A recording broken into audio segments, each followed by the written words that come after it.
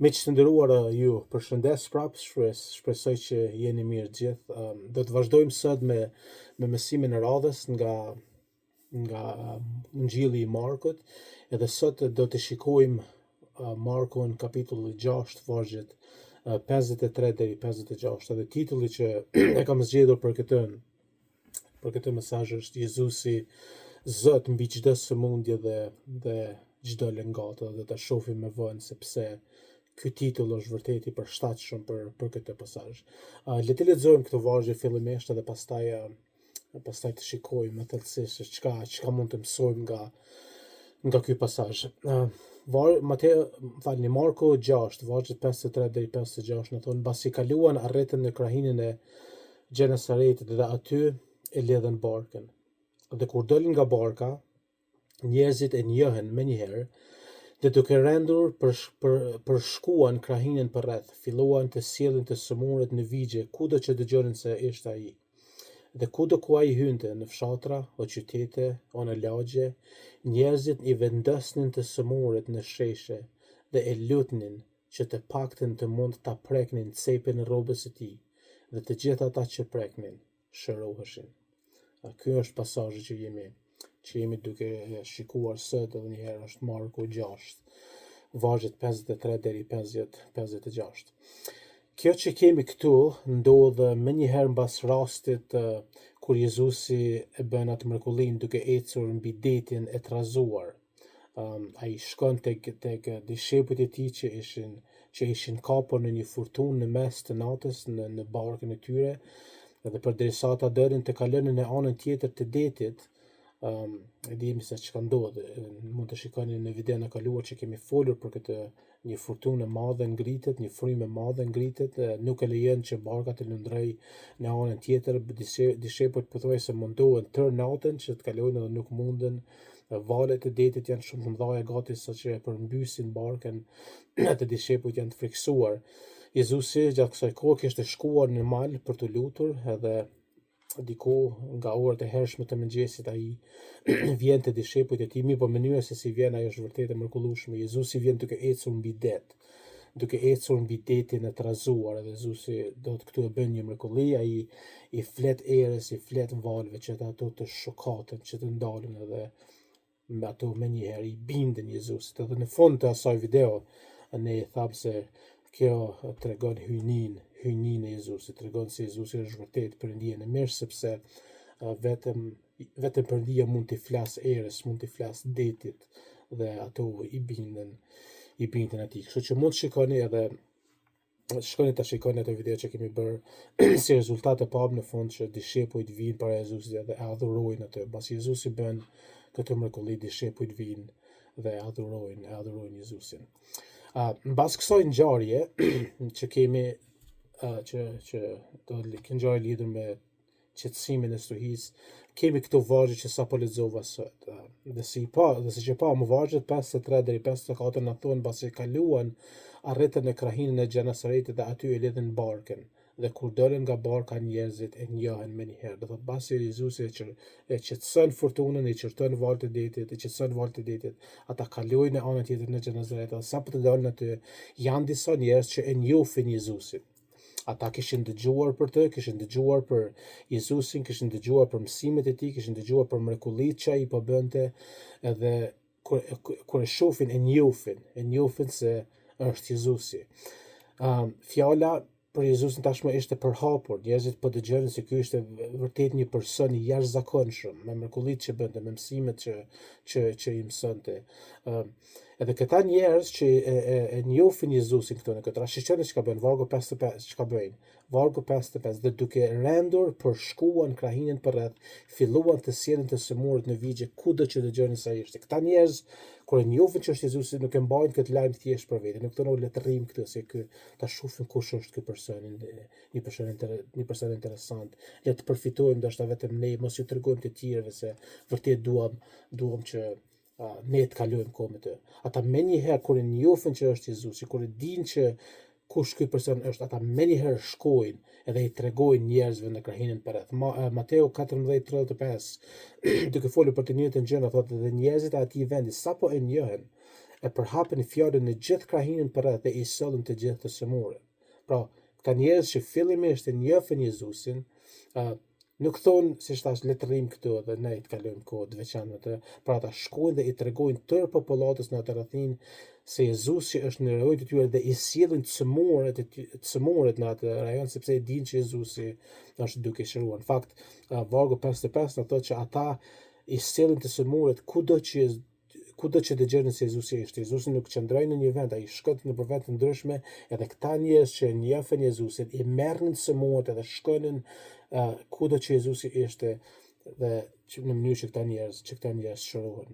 Edhe si rezultat, edhe një mrekulli tjetër ndodhte. Shiqoni çka thot vargu 56. Dhe kudo ku ai hynte, në fshatra, a qytete, a në lagje, njerëzit i vendosnin të sëmurët në sheshe dhe e lutnin që të paktën të mund ta preknin cepin e rrobës së tij dhe të gjithë ata që preknin shëroheshin. Vërtet një varg i mahnitshëm. Jezusi jo vetëm që shëron të sëmurët që këta njerëz që fillimisht një venisin tek ai, po tashti edhe më tepër kudo që ai shkonte, në përfshatra, në qytetin e lagje, çdo person që ishte sëmurët Jezusi e shëronte. Me fjalë të tjera, Jezusi e shkatërroi fuqinë e sëmundjes në këtë kohë, në këtë rajon. Edhe mënyra se si shëronte, vetëm nëse njerëzit e preknin cepin e rrobës së tij. Shumë interesante. Nuk është që Jezusi ndalet dhe thotë, atë më ndihmoj që ta shëroj këtë person, ti ke fuqinë ta bësh këtë.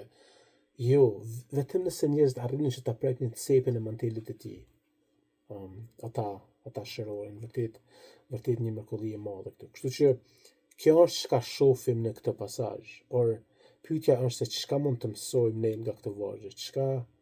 Çka mund të mësojmë ne nga këto vargje në mënyrë që ta aplikojmë këtë mësim? Janë dy gjëra që duhet të theksoj. Së pari, për neve të krishterëve, ne si të krishterë mund të mësojmë një gjë shumë të rëndësishme nga njerëzit që fillimisht e takuan Jezusin në breg të Detit, kur Jezusi zbriti nga barka. E pa atë çka thot? Edhe një herë, vargu 55, kur 54, dhe kur dalën nga barka njerëzit e njohen më një herë, dhe duke rënduar përshkuan krahinën përreth, filluan të sjellin të sëmurë në vigje, kudo që dëgjonin se Jezusi ishte. E vërtet çka këta njerëz bën? Sapo ata pan Jezusin, ata shkuan dhe i treguan të tjerëve dhe i sillnin njerëzit tek Jezusi, i sillnin sidomos të sëmurët, ata që nuk ishin në gjendje që të shkonin vetë tek Jezusi, ata i sillnin tek Jezusi. Këta njerëz në një farë mënyrë këtu po plotësonin urdhërimin e madh, para se Jezusi ta ketë dhënë urdhërimin e madh që i na jep tek Mateo 28, falni, 18-19, shkoni dhe bëni dishepull të gjithë botën. Këta njerëz e bëjnë këtë. Këta njerëz nuk ishin vetjak. Këta njerëz dëshironin që edhe të tjerët ta njihnin Jezusin, edhe të tjerët vinë ta përjetojnë fuqinë e Jezusit. Sa shumë mund të mësojmë ne nga këta njerëz këtu. Sa shumë ne kemi nevojë që ta ndëgjojmë këtë, ta shohim këtë. Ne jetojmë në një kulturë shumë vetjake. Ne mendojmë se nëse unë njeh Jezusin, kjo është në rregull, unë jam duke shkuar në parajsë, edhe s'na intereson fort që të tjerët ta përjetojnë të njëjtën gjë. Ne harrojmë se shumica e njerëzve sot në botë janë nën mallkimin e mëkatit, nën sëmundjen e mëkatit, dhe vetëm Jezusi ka fuqi që t'i shëroj ata. Sa lutem që Perëndia na jap një dëshirë, një dëmshuri për njerëzit e tjerë, që edhe ne t'i sjellim ata tek Jezusi. Lutem që Perëndia të jap një dashuri aq të madhe sa që ne të bëjmë gjithçka që të shkojmë dhe të sjellim të tjerët tek Jezusi. Unë vetë jam fajtor për këtë. Ka shpesh raste ku ku ka mundësi që të tregoj tjerëve për Jezusin edhe nuk e bëjnë këtë. Lutem që Perëndia të na ndryshoj, edhe na jap dashuri, na jap dëmshuri për të humburit, një dashuri aq të madhe si asa që ne dalim jashtë rrugës tonë, bëjmë gjithçka që të sjellë të tjerë për tek Jezusi. Le të bëjmë vetëm këtë pyetje shumë serioze. si besimtar të krishterë po flas. A jemi duke i sjellur të tjerë te Krishti? A jemi duke marrë hapa të veçantë, qëllimshëm, që të sjellim të tjerë tek Jezusi? Të pak na jemi duke u munduar që ta bëjmë këtë gjë. A mundohemi të sjellim familjarët tanë tek Jezusi? A mundohemi të sjellim shokët tanë, shoqet tona tek Jezusi, apo thjesht i lëmë në rrugën e tyre, në sëmundjen e tyre të mëkatit, që ata të vdesin atë. Komshit tonë. A mundohemi që të sjellim tek Jezusi?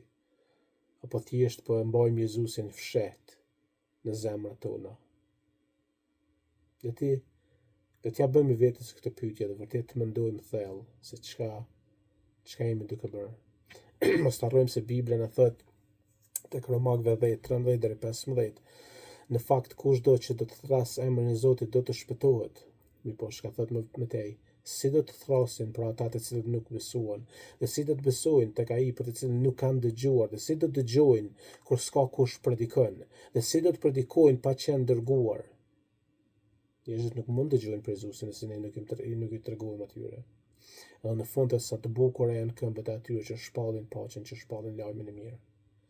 O sa të bukura janë këmbët e atyre që shpallin lajmin e Jezusit, që i cili sjell shërim të përjetshëm nga një sëmundje e përjetshme që është mëkati.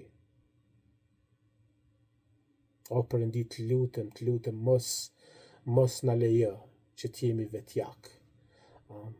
Na jep një dëshirë të madhe që të sjellim njerëz të tjerë tek Jezusi, që edhe ata të shërohen një herë për gjithmonë nga sëmundja e mëkatit. Na bëj si këta njerëz këtu tek Marku 6. Kjo është gjëja e parë që shohim, edhe së dyti, shkurtimisht, por prapë si më parë, në këtë pasazh këtu ne shohim hyjninë e Jezusit. Prapë vargu 56, dhe kudo ku ai hynte në fshatra, qytete e në lagje, njerëzit e vendosnin të sëmurët në sheshe dhe e lutnin që të paktën të mund ta preknin cepin e rrobës së tij dhe gjithë ata që preknin shëroshin. Kjo është vërtet e mahnitshme, diçka jashtëzakonshme. Asnjë njeri, asnjë profet nuk kishte bërë gjëra të tilla. Veç imagjinoni pak njerëzit të sëmurë që vetëm me prekin rrobën e tij marrin shërim. Fuqi hyjnore është duke dalur nga Jezusi këtu. S'mund ta mohoj askush. Njerëzit normal, profet nuk bëjnë një gjë të tillë. Por edhe kjo gjë ishte predikuar, ishte profetizuar nga profeti Isaia 700 vite para se Jezusi të vinte. Shoqërosh që Isaia 53:4-5 megjithatë ai i mbante sëmundjet tona dhe kishte marrë përsipër dhembjet tona, por ne i konsideronim të goditur, të rrahur nga Perëndia dhe të përulur, por ai u të shpua për shkak të shkeljeve tona, u shtyp për pavësitë tona. Ndeshkimi për të cilën kemi paqen është mbi ty, dhe për shkak të vorratave të tij ne jemi shëruar. Isaia predikoi se Jezusi do të bëj këto shërime madhështore, edhe ai i bëri. Edhe është i njëjti profet Isaia që tek kapitulli 9, vargu 6, në sepse na ka lindur një fëmijë, një djalë na është dhënë, mbi supët e tij do të mbretëroj, do të mbështetet perandoria dhe do të quhet këshilltar i admirueshëm, Perëndi i fuqishëm, Mati i përjetshëm, Princ i paqes. Pra, ishte profetizuar që ky person Jezusi të jetë Perëndia i plotfuqishëm, dhe këtu tek Marku Jezusi e dëshmon se ai në fakt është ky Perëndia i plotfuqishëm duke bërë mrekulli të tilla. Jezusi është Perëndia i plotfuqishëm. Ai ka fuqi mbi sëmundjet. Ai ka fuqi mbi gjithçka, sepse është vetë Perëndia në mesh. Me që ju falenderoj edhe një herë, ju lutem, sidomos juve të krishterëve, mendoni për atë gjën e parë që folëm. Bota është në errësirë. bota është në mëkat. Le të mos zemërohemi me ta, le të mos kontrvihemi atyre thjesht për të fituar argumente, thjesht për opinione. Le të bëjmë gjithçka që të sillim njerëz te Krishti. Kjo është çka ne jemi thirrur të bëjmë. Çdo i krishter ka përgjegjësi që të sjellë njerëz të tjerë tek Krishti, që dhe ata ta përjetojnë shërimin e përjetshëm në zemrat e tyre, që të pajtohen me Perëndin në mënyrë që ata të jetojnë përjetësishme të. Bota pa Jezusin është duke shkuar drejt ferrit, është duke shkuar drejt mundimeve të përjetshme, ku Jezusi thotë që do të ketë vajtime dhe kërcëllime dhëmbësh për gjithmonë. Le të bëjmë, le të lutemi që Perëndia të na jap guxim, të na jap kuraj, të na jap dëmshuri dhe dashuri për njerëzit, që ne t'i sillim ata tek Jezusi, sepse vetëm ai ka fuqinë që t'i shërojë ata përjetësisht. Le të lutemi për këtë së bashku. Ju faleminderit edhe Zoti ju bekoft.